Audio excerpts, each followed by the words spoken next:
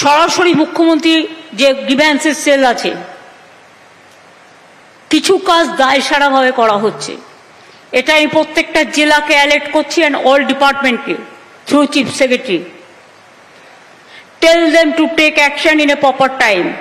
যেগুলো করতে পারে, যেগুলো সবটা করা যায় না, হয়তো কেউ একটা বাড়ি চাইলো, বাড়ি আমরা 28 লক্ষ হাতে নিয়েছি সার্ভে করে জেনুইন লোকেদের। তাতে যদি কারো বাকি থাকে 28 লক্ষর পরেও 12 লক্ষ অলরেডি টাকা ছাড়া হয়েছে, তারা দ্বিতীয় কিস্তি পাবেন ডিসেম্বরে, এই জুনে পাবেন, আর এই জুনে পাবেন। তার মধ্যে কাজটা কমপ্লিট করে দিন, তদারকি করবেন যাতে কাজটা তাড়াতাড়ি হয়। আর এর জন্য কেউ পয়সা চাইবেন না। যে পয়সা চাইবে তার বিরুদ্ধে এফআইআর হবে এবং অ্যাকশন হবে। এটা সরকারের ডাইরেক্ট ফান্ডে ওদের চেকে দিয়ে দেওয়া। 2 হচ্ছে যে 16 লক্ষ আরো বাকি থাকবে। 28 লক্ষ আমরা রিভিউ করেছিলাম, তার মধ্যে ওই 16 লক্ষ আমরা ডিসেম্বরে ফার্স্ট ফেজ দেবো টাকা, এবং আগামী জুন মাসে দেবো সেকেন্ড ফেজ। তাহলে আমার মোটামুটি কমপ্লিট হয়ে যাবে।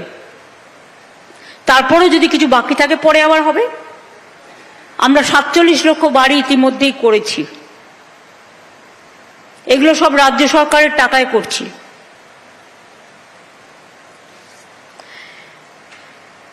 আমি গ্রিভ্যান্সেস ডিসপোজালের ক্ষেত্রে ডিপার্টমেন্ট থেকে জেলা ব্লক স্তর থেকে ফিল্ড ভেরিফিকেশন খুব কম সংখ্যায় হচ্ছে। টেল বিডিও টু ভেরিফাই। আইসিদের খাতে কোনো কাজ পড়ে থাকলে ভেরিফাই করতে হবে, অন্যদিকে মন না দিয়ে কাজের দিকে মন দিতে হবে। একজন ভালো অফিসারকে সবাই মনে রাখে, একজন ভালো কর্মীকে সবাই মনে রাখে, আর যে খারাপ হয় তাকে ঘৃণা করে। আমরা এই পৃথিবীতে জন্মেছি ভালো কাজ করবার জন্য, মানুষের পাশে দাঁড়াবার জন্য। এটা যেন আমরা মনে রাখি। অনেক ক্ষেত্রে যে গ্রিভ্যান্সেস ঠিক মতো মেটানো হয়নি বলে আমরা রিপোর্ট পেয়েছি, আমরা একটা থার্ড পার্টিকে দিয়ে রিভিউ করি। এটা জেনে রাখুন।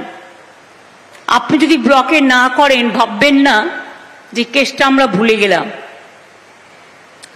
আমরা থার্ড পার্টিকে দিয়ে ফিল্ড ভেরিফিকেশন করাই। Quality of disposal is not satisfactory.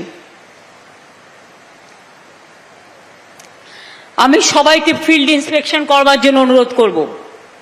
Chief secretary কালকে জেলায় এসে যদি 5-6টা জায়গায় যেতে পারে, তাহলে বিডিওদের ব্লকে ব্লকে ঘুরতে হবে। ICDS centre, mid day meal centre, সুস্বাস্থ্য কেন্দ্র, তাছাড়াও বিএসকে মাঠে কি কাজ হচ্ছে, চা বাগানে কি কাজ হচ্ছে, তাদের সাথে গিয়ে একটু বসে কথা বলা, একটু মেলমেশ করা। এটা জেলা পরিষদ, পঞ্চায়েত সমিতি, গ্রামসভা এবং আমাদের এমএলএ এমপি থেকে শুরু করে আমি সবাইকে, ফিল্ড অফিসার থেকে শুরু করে, বিডিও থেকে শুরু করে, এসডিও থেকে শুরু করে, আইসি থেকে শুরু করে, এসপি থেকে শুরু করে, ডিএম থেকে শুরু করে সবাইকে বলবো মোবিলিটি বাড়াতে হবে।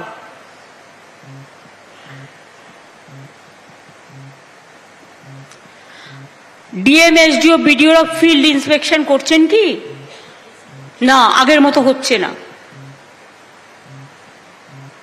Better late than never. আগে আমরা করেছি, লোকসভা ইলেকশন নিয়ে আপনারা বিজি হয়ে গেছিলেন, পরে কাজটা হয়তো ভুলে গেছেন। আবার আমি রিমাইন্ড করছি, এখন থেকে আবার করতে শুরু করুন।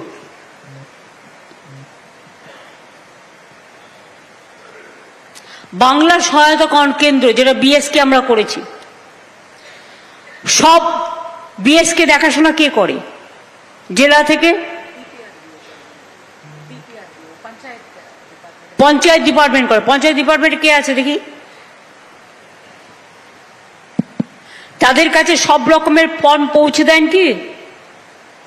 হ্যাঁ ম্যাডাম, তারপরে আমাদের এই লেটেস্ট ম্যাডাম আপনার ভিসির পরে যে ইনস্ট্রাকশন এসেছিল যে 308টা যে বেনিফিট দেওয়া হয়, সেটার পাবলিসিটি মেটেরিয়াল 3টে ভাষায় করে সব জায়গাতে ডিসপ্লেও করে দেওয়া হয়েছে ম্যাডাম, প্রতিটা বিএসকেতে। এবং ওদের সঙ্গে দেখুন, অনেকে জানেও না।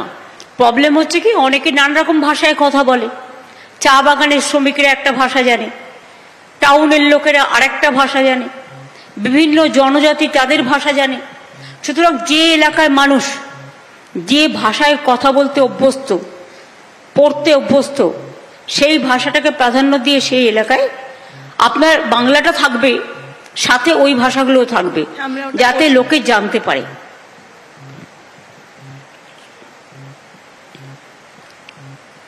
আর বিএসকে কেন্দ্রগুলোকে ভিজিট করতে হবে। সব কেন্দ্রে ফর্ম ঠিকমতো আছে কিনা, পাবলিক ঠিকমতো পাচ্ছে কিনা।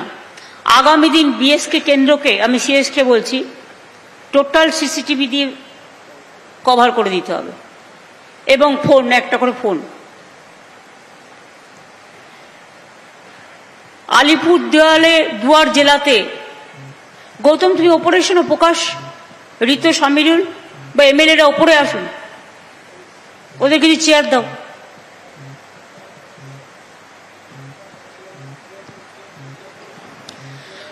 আলিপুরদুয়ার জেলাতে 60টা বাংলা সহায়তা কেন্দ্র চালু করা হয়েছে।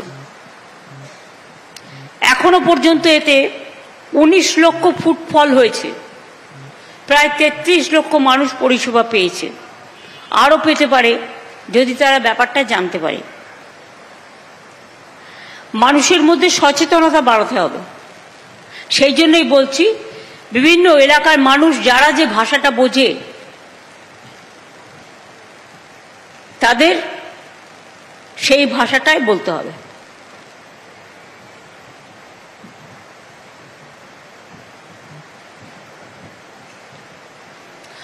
আবার দুয়ারে সরকার হচ্ছে।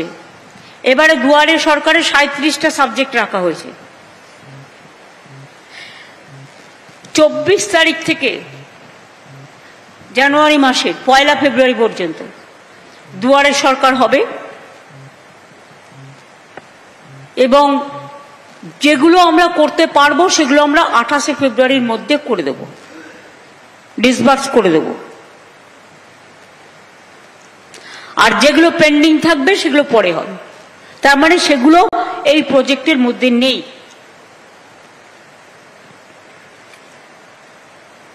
আলিপুরদুয়ারে আপনারা জানেন 40% জমি হচ্ছে ফরেস্ট ল্যান্ড, আর 20% হচ্ছে চা বাগানের জমি। 60% জমি ফরেস্ট ল্যান্ড এবং চা বাগানের মধ্যে পড়ে যাচ্ছে। তার মধ্যেও আলিপুরদুয়ার জেলায় সব ধরনের মিলিয়ে এখনো পর্যন্ত 26,800 পাট্টা বিতরণ হয়েছে। এর মধ্যে কৃষি ও গৃহপাট্টা 7,305 জনকে দেওয়া হয়েছে। চা পাট্টা 13,434 জনকে দেওয়া হয়েছে। রিফিউজি রিলিফ পাট্টা 6,061 দেওয়া হয়েছে। আলিপুরদুয়ারে দীর্ঘদিন জমির সমস্যা ছিল, সেটা মেটানো হয়েছে। বাবলু, মৃদুল, মেটানো হয়েছে কি? সুমন,